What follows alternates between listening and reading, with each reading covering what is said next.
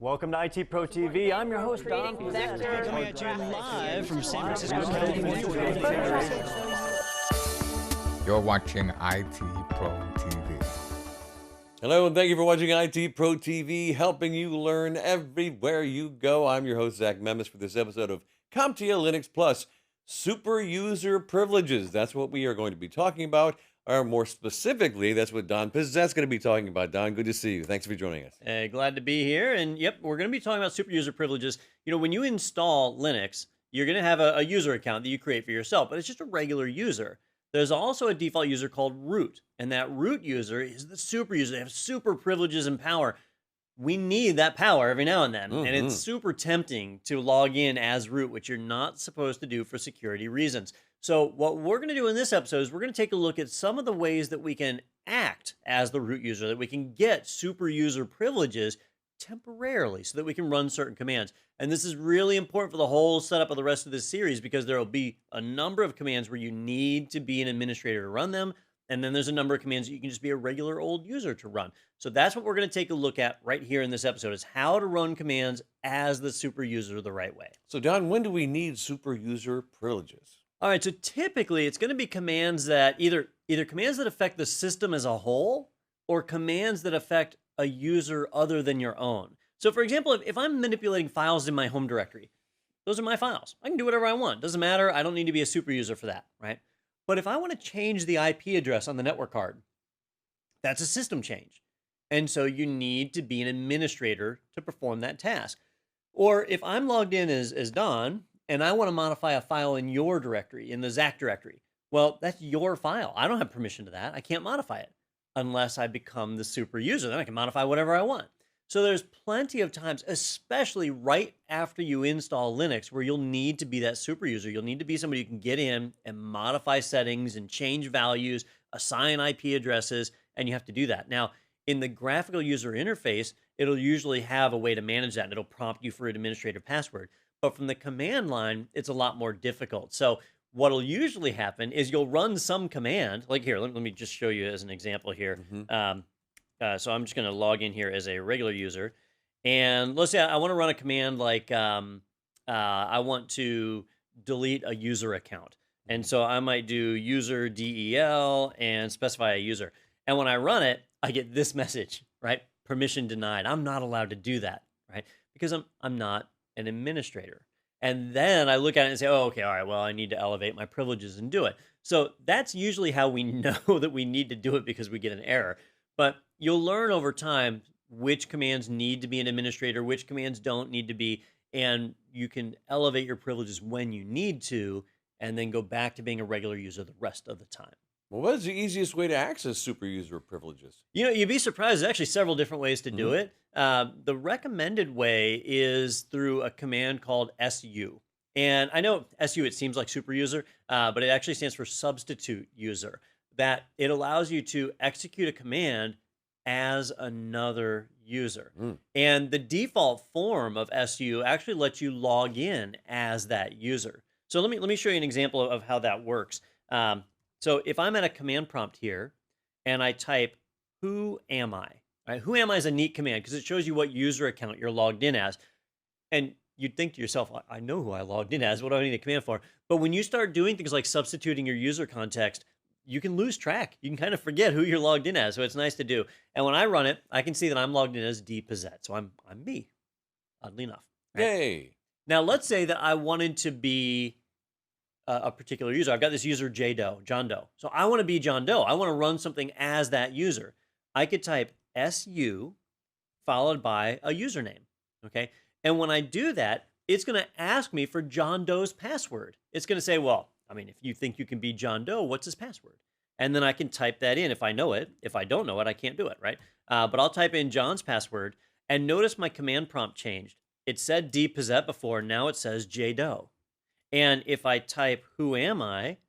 I'm J Doe. I just substituted my user context for John Doe's user context. Now I'm operating as John or Joe or whatever his name is. And so I'm in here and I'm working, I'm doing whatever it is that I need to do, manipulating his files or whatever. And when I'm done, I can just type exit and see how my prompt changed back to dpizzette. If I do a who am I can see that I am dpizzette again. I've now exited out of that context. I'm no longer operating as John Doe. So I've just kind of switched back and forth. That's the easiest form of it. I usually go a little bit further though. If you do SU and a hyphen followed by J Doe, when I ran it a moment ago, something happened that I didn't point out. It was kind of hidden by the prompt. So let me get back in here. When the prompt changed, originally it said dpossett at localhost, and there was a tilde that let me know I was in my home directory. But when I switched to John, John, all right. So it says jdoe, so we know we're John, at localhost, but notice how it's not a tilde anymore, right? I switched my user context, but I stayed right in the same directory I was already in. I was in /home/dpossett. And that's why that path changed. I'm not in my home anymore. I'm in somebody else's. I'm logged in as John Doe now. But if I do a PWD, I can see I'm in /home/dpossett.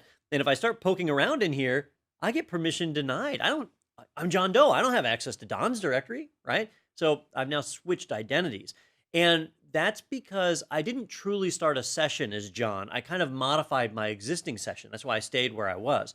Let me do this a different way. I'm going to type exit. So I'm back to being Don Possett. And this time, when I do SU jdoe, I'm going to add a hyphen.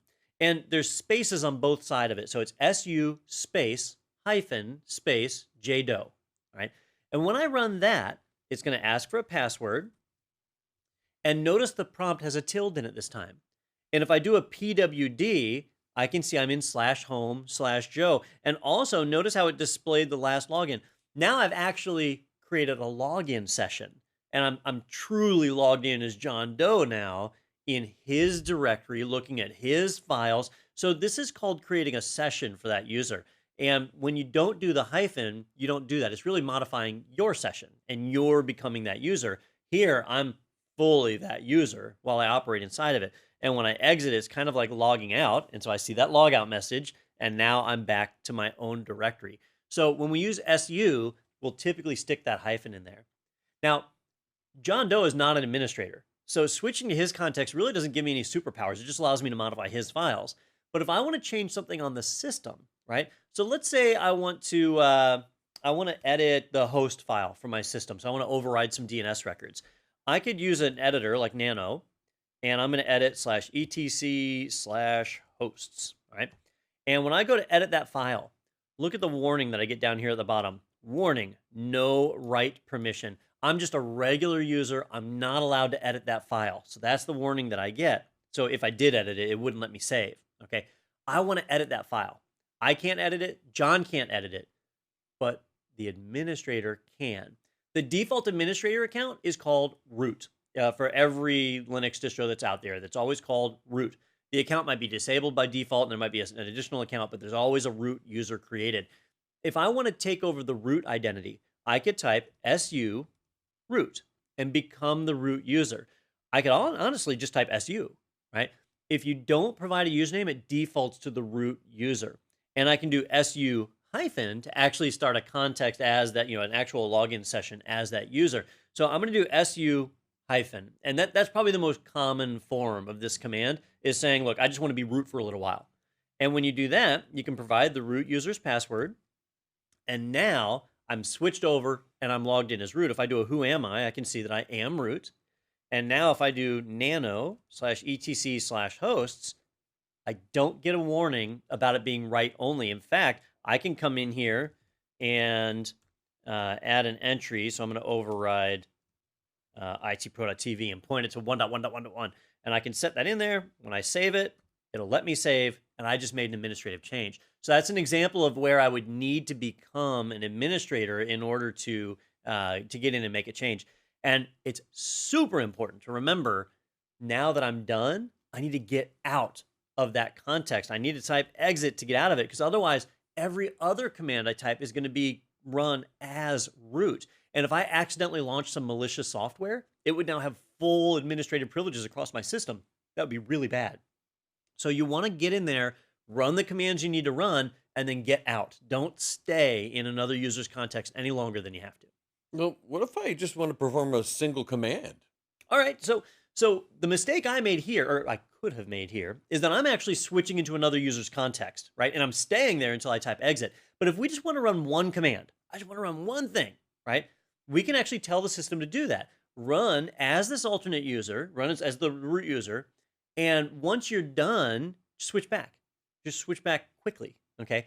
And the way we can do that the easiest is by using a command called sudo, S-U-D-O. And this one actually stands for super user do. So we're telling the super user to do something and be done with it. So if I come in and I say, who am I, right? I'm dpossett. And I know that if I edit /etc/hosts, I'm going to get that warning that I don't have write permissions.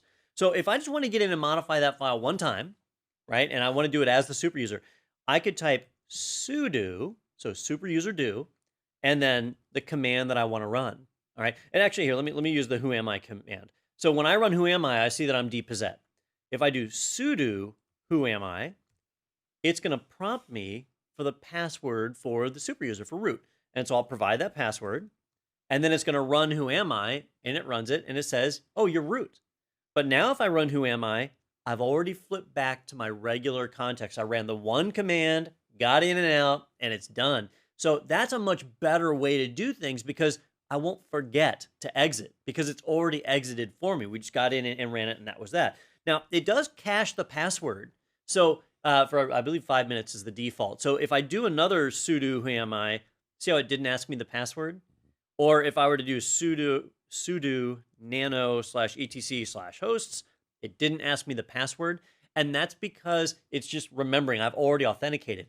But after 5 minutes, it's going to say, okay, nope, you're done. Now you got to re-authenticate. So, I might have walked away from the keyboard. Somebody else runs up to my computer. I don't want them just being able to super user everything. Then I'll have some real problems there. So that basically gets that kind of set up to be able to run the command, get in, get out, and be done with our day. So throughout this series, you'll see me use the sudo command a lot. I actually very rarely use su. If I know that I need to run 15 or 20 commands, then I'll actually use su to switch context because I just get tired of typing sudo every time for all those commands. But if it's just one or two things, I'll sudo them in and out. That's the safe bet, and that's what you'll usually want to do. So, Don, besides you, who is allowed to use the sudo command? We say besides you might not even be allowed. You're not necessarily sure. So it actually has restrictions in place on who is allowed to use the sudo command. And you cannot count on a distro allowing you to use it. In fact, there's several distros where your default user that you create does not have access to the sudo command. So there's actually a file that keeps track of who's allowed to use sudo. We can see it. It's inside of /etc. If you poke around inside of the etc folder, you'll find a file in there called sudoers, and it is right here. So sudoers are people that are allowed to use sudo. Sudo. Sudoers. So these are the people that are allowed to do it.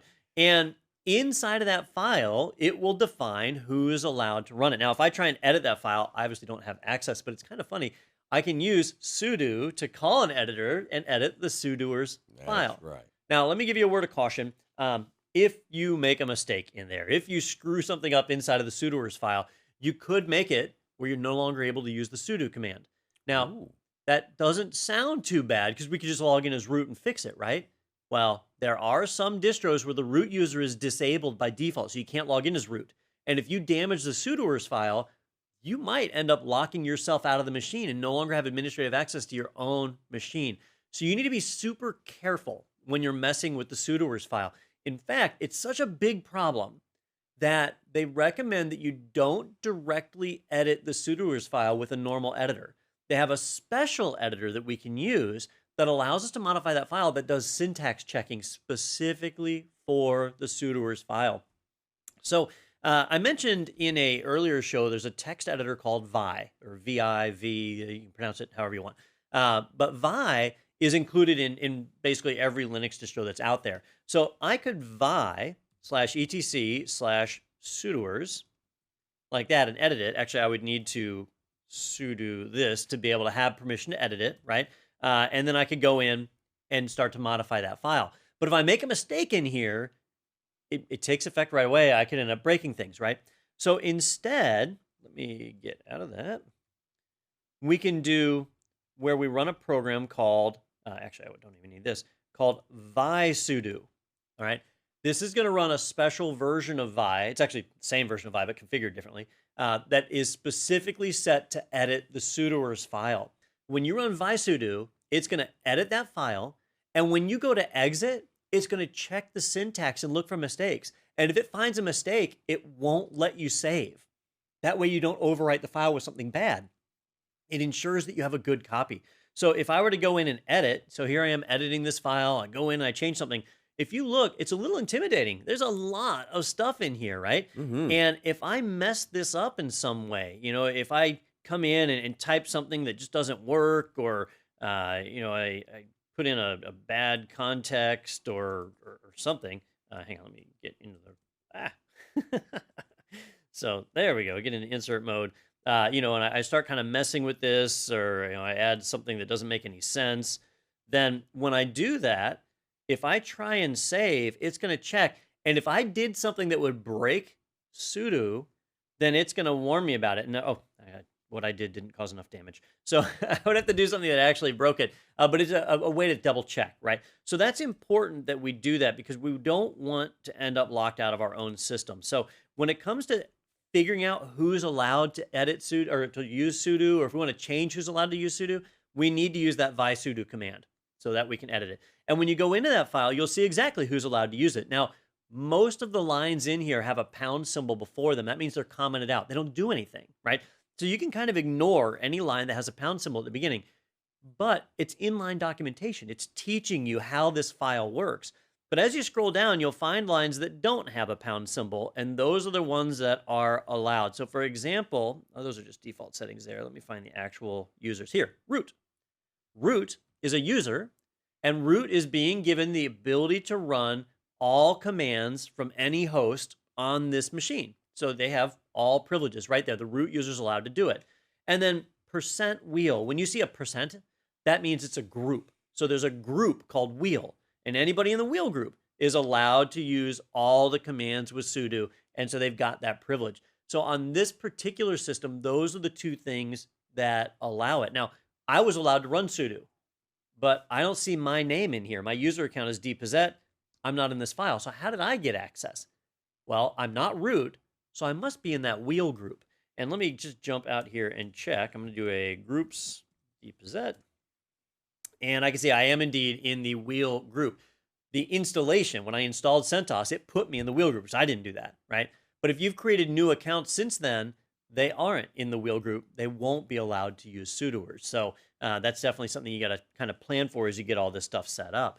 But if I wanted to add myself specifically, right, maybe I didn't want to put myself in the wheel group, I could go back into that vi-sudo command, go down and find towards the end. The file is processed from the top down, so each line overrides the lines that precede it. So anytime you make a change to this file, you usually want to do it all the way at the bottom. And with vi-sudo, you can scroll all the way down to the end, and you can just hit O, and that's going to add a line down here at the bottom. And I can add in a user. So I want me, so I'll say dpossett, and I want to be able to run commands, but I'm not necessarily going to be logged in locally. I might be SSHing in from another host. So I'm going to say that I can be on any workstation I want. So I'll say all, any workstation, and I want to be able to run all commands, right? And then for those commands, I do need to authenticate, so I'll add the third all there. That's the way the syntax works. I might want it so that when I run commands, I don't have to provide the root password, right? If you have to type the root password every time, that gets a little annoying. So I could come in and say no passwd all on that last one, which we see an example of with that wheel group up here, where people in the wheel, oh, actually that was commented out, so that wouldn't apply anyway, where they wouldn't have to provide the password when they ran the sudo command. They've already authenticated when they logged in, so now they just be able to run it without providing a password. But I can set that up right here, and once that's in place, now I specifically will be allowed to come in and run that. And the change takes effect right away. I'm going to hit escape to get out of the insert mode. I'll do :WQ. That's going to write the file and then quit out of vi-sudo. It's going to check it for errors, and as long as it passes, there it is, it's in place. And so now I'm in the list, and even after the password ages out, it's not going to require me to re-enter that password. I can use sudo whenever I want.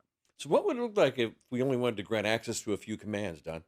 That's something that may come up, right? Maybe I want to allow IP command. IP command is really useful because you can assign IP addresses to a network adapter. So maybe I want to give Zach the ability to run the IP command with sudo, but no other commands. I don't want him editing files or doing other crazy things like that. You can actually restrict which commands somebody's allowed to run. So if I go back into visudo, let me pull that back up. I'm going to go all the way down to the bottom. Most of the examples that you see will have this all, right? Which is basically saying we're allowing all commands to be run. But it doesn't have to be like that. Look at this example right here. %users, that's the users group. And in this scenario, they're saying they can run from any host and then equals, and instead of granting all commands like I did down here, they're saying they can run mount and unmount. And not just mount and unmount, but a specific directory. They can mount /mnt/cd-rom, and they can unmount /mnt/cd-rom, right? So they can't mount in any other folder. It's got to be that one folder. So they're being very specific. And that's a really cool thing that we can do. In order to do that, we do need to know where the command exists. So, where that command is found. And in my case, I said I was going to do the IP command. I actually don't know where it is. So let me do a which IP, which is a cool command because it'll tell you where that command actually exists. So I can see now the IP command is in /usr/sbin/IP. So that's good. And now I can go back into visudo, and I can come in and I can find Zach. And maybe I want Zach to be able to view IP addresses and so on. So I can add to the list here. I'll just say Zach, or whatever his username happens to be, all equals, and then the commands that I want to grant him separated by commas. So maybe I want him to have /user. Actually, it was a smarter me would have just copied it, but it was /user/sbin/IP, I believe is where it was.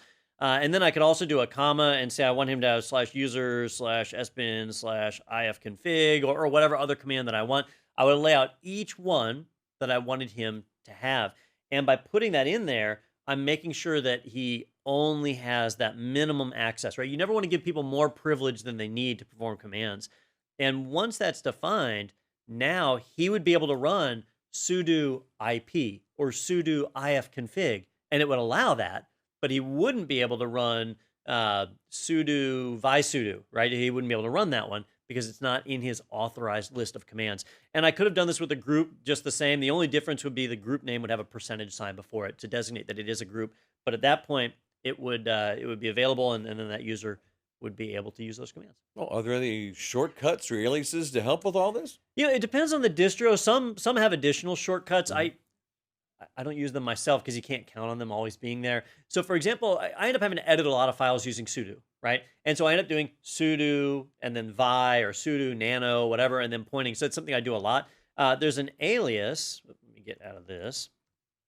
There's an alias on a lot of systems called sudo edit, where you can run sudo edit and point at a file like /etc/hosts, and it will launch whatever your default editor happens to be, and then it will open up that file. Well, my default editor is Vi, and so this works, right? It takes me right in there, and now I'm at administrative privileges. I'm not getting that warning about not having access, right? It took me right in. But in my case, I use Vi. If I type sudo Vi and then the file, it's actually one keystroke less. So this alias takes a little more work for me. But if you use Nano or some other editor, maybe you have gedit set as your default, which is the graphical editor. Well, you can have it set as your default so that when sudo edit runs, it automatically launches that other editor. And now you get you save a couple of keystrokes and get there. I can't tell you that that's always going to be there, though. So it depends on which distro you're running. So you have to take a look at the documentation, take a look at what's in your /user/bin and /user/sbin folders and see what you spot there. And then you also have the alias command that if you run it, it'll show some other aliases that are a part of your user account. And so you might find some aliases in there that tie things together. I actually don't see any of mine that stand out here. But those are all different places you want to look to find out what you've got on your system. But it certainly does vary. Super user privileges, another wonderful episode inside the CompTIA Linux Plus series. Don, I think you have something else you'd like to say, yeah? With all these commands, you need to be careful, right? It's all about giving people minimum access. It's very easy to say, you know what, I want Zach to be able to run this one command, so I'm just going to give him access to everything, right? Or I'll just throw him in the wheel group. That's easy, right?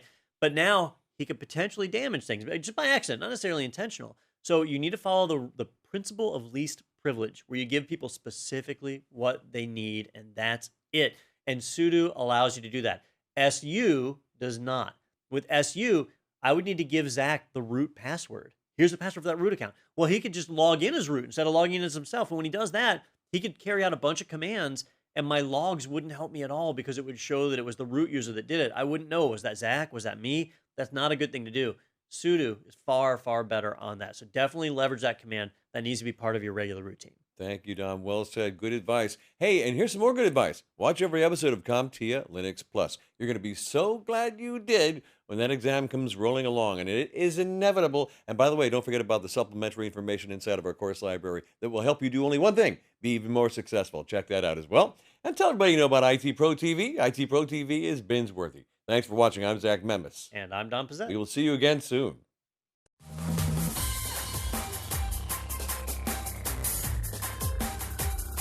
Thank you for watching IT Pro TV.